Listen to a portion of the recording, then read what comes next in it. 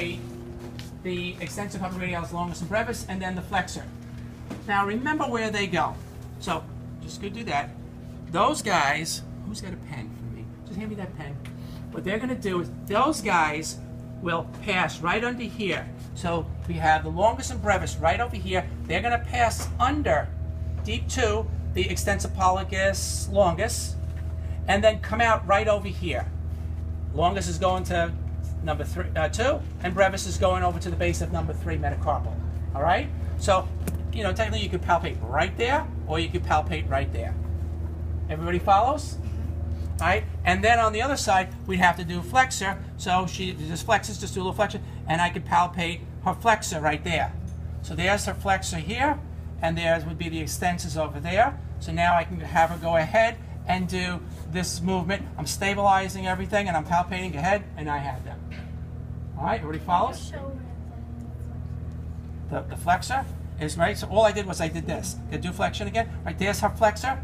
So I put my finger there, and then you can just do it right, and I have him right there. So now I have both of them. All right, and then she does that movement. I'm stabilizing her forearm over here. All right, so that would be a 3. A 2 is going to be what partial I have written down. Is that how we have doing it, or is it just a contraction? What? That would be 3, right? Oh, did I do it wrong? Yeah, you did. Okay, I'm sorry. So 3 is this way, yes. Okay, I'm sorry. So 3 is this way. Then we have a 2, right, and 1. All right, I'm sorry. All right, so 3 is this way. So everything is stable this way, and she's just going off, and she's coming up, right? And then the 1 and 2 would be, you know, contraction this way. Yeah, okay. 2 would be this way, and then 1 would be contraction without movement, and 0 would be no contraction, no movement. Okay? And then for resistance-wise, now I don't have to palpate. Now I just have to resist. So I could, you know, stabilize her here like this, put my hand in here, all right, and ask her to go up in this position. All right, so go ahead, push up. 3 plus 4, 5.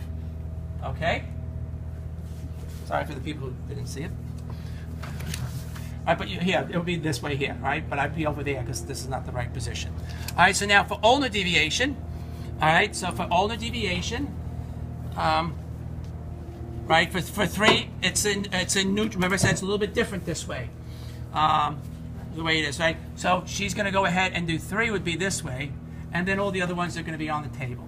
So I'd have to palpate the extensor carpi ulnaris and the flexor carpi ulnaris. So I can just have push up against my hand here, just do this to me, right? And then I could locate those 2 tendons right there. All right, so now I'm stabilizing everything. I go up, and I can palpate them just right there.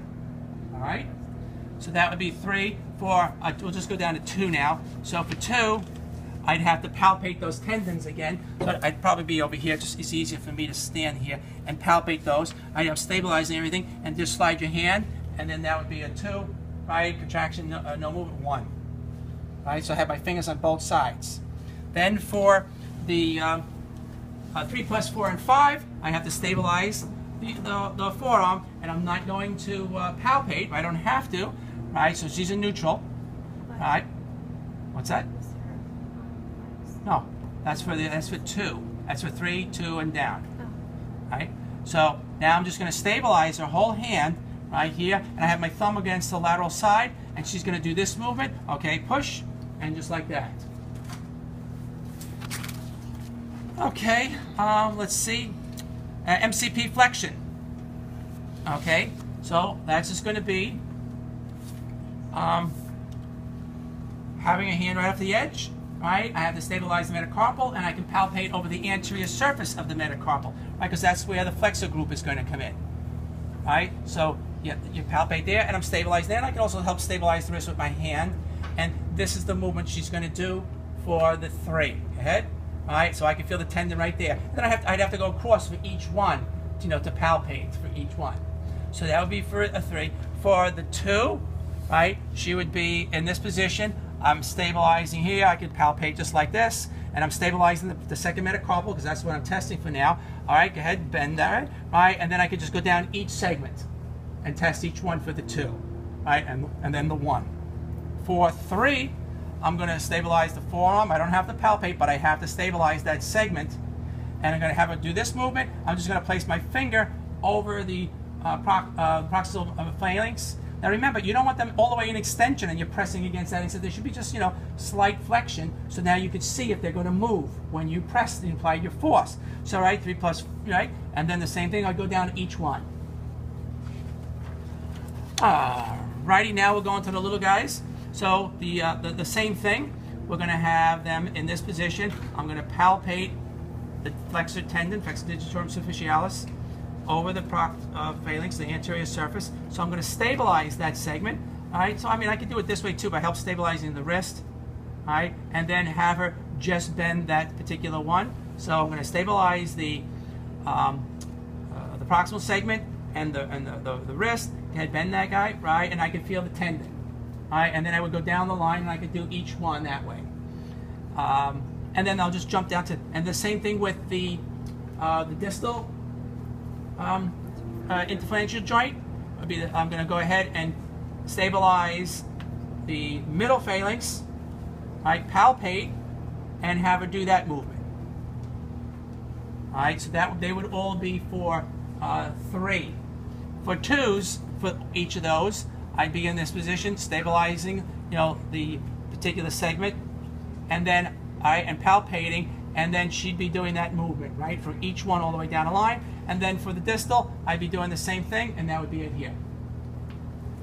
For 3 plus 4, 5, now I'm going to stabilize, and I'm going to apply resistance on the middle phalanx, not on the distal, on the middle one for the proximal interphalangeal joint. All right, so I'm going to do that, and I would go down the line for each one of these. All right, making sure she's not twisting her wrist and doing any extraneous movements. All right, and I would do all those for 3 plus 4, 5. Then I could go down to the distal segment, make sure she's in a little bit of flexion, and the same thing for each one of those. You stabilize the middle phalanx. Yep, I'm stabilizing this guy and pressing on that one. Now for extension, right? So for 2, right? What am I going to be palpating? Extensor digitorum, right? So that would be, you know, just turn this way, right? Just go like this again, right? So that would be those guys, right? So all I have to do is apply, you know, palpation over those metacarpals, for that particular ones that I'm going to be tested. So I'd probably stand over here, right? She's going to have her hand closed. I'm stabilizing the wrist so she's not going to do excess movements, right? And I can just go ahead and palpate. Go ahead, and that's what I would do for each one. For the 2. I'm sorry, that was for 2.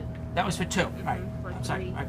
I should have started with the 3. I made a mistake again. So, right, I should have started with the 3 here instead of with the 2. I mistake. Right. So I would start with the 3, and it would be up in this way. Right. So I'd have to stabilize this way. So what I'm doing is I'm stabilizing the segment, holding it this way. All right. If you can't, you can reach onto this side. You can just see sitting over there, and you're palpating. But I have my index finger on top, not my thumb. Right, everybody follow? So I'll be palpating this way. I can do it here because her hand's to the side. But if somebody's got a big hand or you have a small hand, you're not going to be able often to reach across this way. So you're just going to be on the other side. But I'm stabilizing the wrist, stabilizing that metacarpal, right? And then she's going to go up, right? So this would be the 3, and I would do this for each one. Then I would go down to the 2 that I just showed you, right? Now for the 3 plus 4 and 5, right? So once again now, I'd have to stabilize that, and I'm going to apply resistance to each one of these guys here like this as she's pushing up. For the proximal guys, right, I'd be on that side, right, because you know, I could do it here, but I'd probably be better off on that side, so I have to reach across all her fingers. I'm going to stabilize there, right, I have her hand and her wrist, so it's not going to go into extension also, and I'm going to apply some resistance, right, for each one of these guys.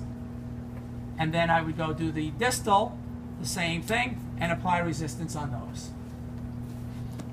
Did we hit, is it all of them? I forgot AB adduction. Oh, that's the last one. Okay, so for abduction, all right, so she'd be here in this position here. I'm just going to stabilize on the wrist and ask her to separate all her fingers. All right, so then that would be abduction 2 through 5. We'll do the thumb separately. Now I'm going to do, and so that would be a 3. A partial would be 2. So here would be a partial, right? So she'd only get a little bit apart, right? Now, in maybe certain cases, she'd have, let's say this guy went in a lot and these guys didn't, and you would just make notations like that. So now we're going to go ahead. What are we doing? We're doing AB, right? So now I have to separate them, right? No, that would be AD. What do we do? Want to do? AB? I have to push. I have to push this way. Right.